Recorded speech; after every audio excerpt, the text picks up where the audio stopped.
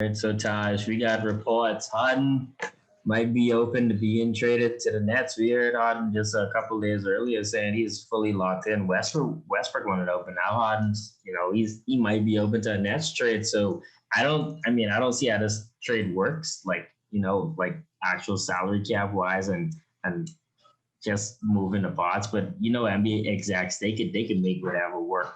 So what do you make of this trade? Uh, I don't know. I think this is just a bunch of smoke. I don't really think that the fire is actually going to be lit in this situation. I think this is just talks because if you're Brooklyn, right? Yeah, you got Kevin Durant off for $40 million. You're gonna bring in James Harden for $42 million. Then you got Kyrie Irving on $37 million contract. You're gonna have zero bench, and at some point you need to sign a bench. Not a lot of guys, and then you got DeAndre Jordan on a terrible $10 million contract. And yes, I said terrible at $10 million because DeAndre Jordan is the guy should be on. He should be on a mid level exception right now, getting paid around $5 million to $2.5 million. That's where he's at this point. Um, and I just don't see what do you do with the rest of your roster? Because if you bring in James Harden, Levert is gone, Dinwiddie is gone. Just not even because you have to carry them to just not even because the Houston would want them. It's because you have to match the salaries with James Harden. So you have to send Levert, you have to send Jared Allen, you have to send Dinwiddie, you probably have to send Torian Prince as well because his Yep. salaries are up there. Those four guys are gone just off the bat. And then you got to sign Joe Harris. And teams are going to be throwing Joe Harris money because he's one of the best shooters on the offseason. I don't even know how you're going to have enough money to sign him because your cap is just going to be depleted at this point. Like, I don't even know. You have to find, for them to make this work, they have to find somebody, some team with cap space that will take on DeAndre Jordan's contract because that contract with the Nets right now, it's just messing them up. That $10 million what they aren't using, they really don't need at this point because DeAndre Jordan, he's not an elite player at this point. He's not a starting center at this point. You don't need that guy on your team if you're the Nets, especially when you got D'Antoni in there, Steve Nash, they're going to bring that quick offense, shoot a lot of trees, what I'm saying, 7 seconds or less. They're going to bring that style to Brooklyn. And I see it. I understand that the rumors and all that because James Harden is on the market. But I just think if you're the Nets, you just have to make that call. But we have to realize as fans, a lot of times these GMs they just have to make the call, not that there's actually a realistic point, but you just have to make the call because if James Harden is on the market, you just have to. LeBron James is on the market, you just have to make the call. I think that's just what's going on here. I don't really think there's much of a factor that's actually going to happen. I just think is a general manager saying, well, let's see, but I just don't think it's going.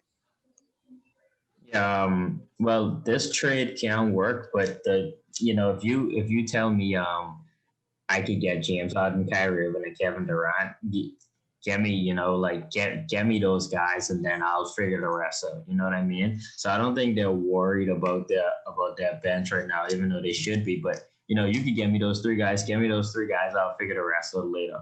Then they're gonna have to Taj, they'll love to lose everybody on that bench, like Dinwiddie, Jordan, Torian Prince, Levert, Jared And Allen. these guys aren't even bench players. Yeah, and Levert is a starter. Dinwiddie's a starter. yeah, and like two other guys. Like they'll have to lose like three other additional guys as well, and that's just to and that wouldn't even get the salaries to fully match. But you bring in you Harden, KD, and Kyrie. Those guys. That's already over the cap, right?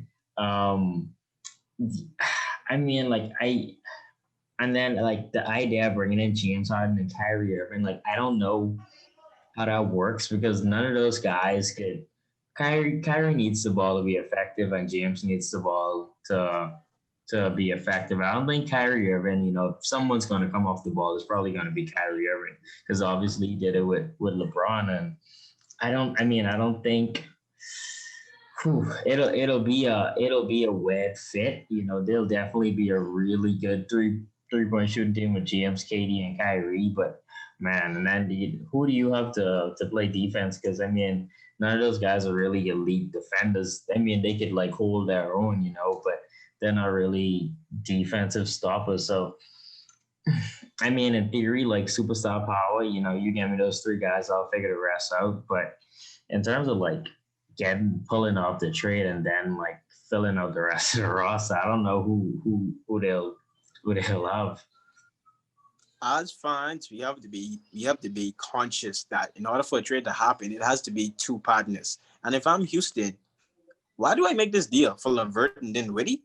Those guys, what you saw them? They were like 7 seed at best in the Eastern Conference. We saw what Levert and Dinwiddie is in the East. They weren't a top 6 seed in the East. And if those are the best two players I'm getting back, I'm not so sure I want to do that trade. And then I'm getting Taurean Prince, who's on a terrible contract, as a matter of fact. This guy getting paid $14 million. I haven't even watched this guy play in about 2-3 years. I haven't seen Taurean Prince on the court in 2-3 years. And then I only have Dinwiddie on for 1 year. I'm not getting any picks because the Nets don't have any picks. They got I think the 19th pick in this year's draft, and that's it. It's just no top 15 pick, no lottery pick. And if you send future picks, those picks are probably not going to be good because they're going to be one of the best teams in the East. Their picks are probably going to be between 25 and 30. Spencer Dinwiddie, Caris LeVert, and 4 picks between 25 and 30 in the first round. That's I'm not sending James Harden over there if I'm the Rockets. I don't see the player that I get back. I have to get at least one player back that has already been an all-star or has serious potential being an all-star, or at least 2 players that has serious potential being an all-star. I'm not sending that over if I'm not sure that at least one person I'm getting back is going to be an all-star. That's just not realistic. And then you got like Dinwiddie is he's young, but he's still in that mid-tier where he's up there in age. He just peaked a little bit late. LeVert is a good young player, but that's the only player, if I'm Houston, that's the only player that's worth keeping. Jared Allen, I don't want Jared Allen. What's Jared Allen going to do for me? I mean, I'm Houston. He's not going to do anything against Anthony Davis. He's not going to do anything against the Joker. He's not going to do anything against Nurkic. And plus, he's due for an extension in this year. As a matter of fact, he's due for an extension. That doesn't spark my interest. So I think we just have to be conscious of that. Like, yes, we always want the good teams to get all the good players, but come on, why would Houston make that trade? Yeah, I agree with you. The only players that would be dangerous is Caris LeVert, unless the Nets like give them every possible draft pick, You got to give me 7 first rounders. Yeah, for you me to got do to this. give them. You got to give them a lot of first. Exactly what Clippers got from OKC. You have to give me that and more. You got to give me 4 first rounders. You got to give me 3 pick swaps. And then we'll talk about LeVert and Dinwiddie. That is what it'll probably take. And in the year Brooklyn, I don't even think it's worth it. Yeah, and then at that point, like, is it worth it? I mean, they'll probably guarantee, you have this group of guys, at James and Katie and Kyrie for at least 2 years. So, will they make the finals? Could they win it one of those 2 years? Yeah, I think they could. So, is it worth it at that point? I don't know. But if this happens, this will be interesting. I want to see James Harden in the Eastern Conference. This is my philosophy. You only need 2 superstar offensive players. When you start to have 3, it's kind of redundant. That's when it starts to cause problems. So we've always seen throughout the entire NBA.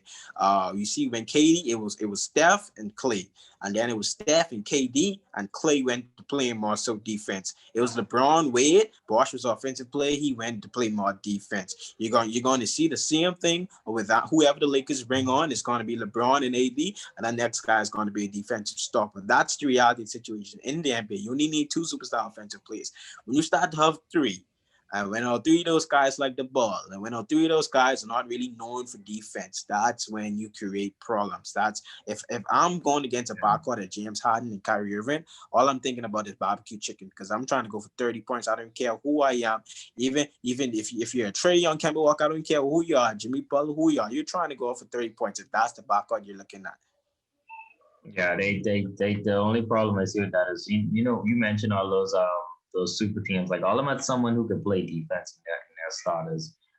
Even back to San Antonio, those guys, Tim Duncan was a really good defender. So I in turn, I don't. This it'll be an awkward fit, but it'll be fun to watch. Like I think we go to the grid, and I watched all the Nets game.